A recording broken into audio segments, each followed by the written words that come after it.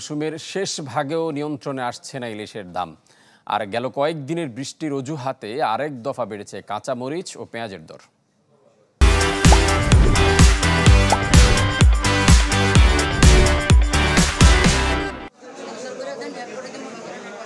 শান্তিনগরের কাঁচা বাজারে শান্তি ফেরেনি গ্রাহকদের মাঝে।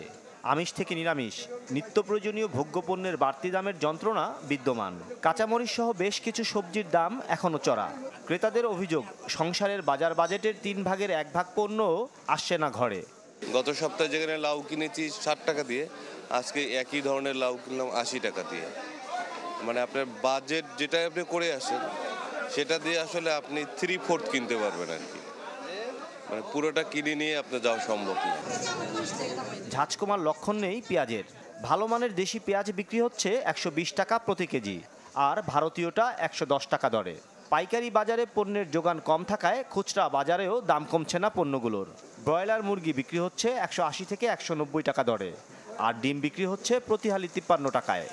কাঁচামরিচ তো সস্তা, আজকে কেজি হলো 160, ফুলকপি 60 টাকা পিস, টমেটো হলো 160 টাকা কেজি, সিম 160 টাকা কেজি, 260 টাকা কেজি। মূলত ইন্ডিয়া থেকে মানসম্মত পেঁয়াজ আসতেছে।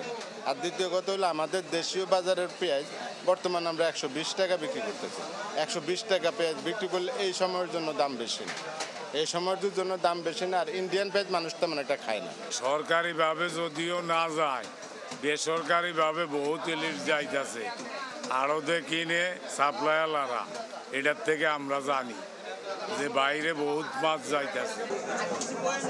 এদিকে ভারতে ইলিশ রপ্তানি বন্ধ থাকলেও বাজারে 1 কেজি আকারের ইলিশ বিক্রি হচ্ছে 1600 টাকা দরে, আর 1 কেজির নিচেরগুলো 1400 টাকা দরে।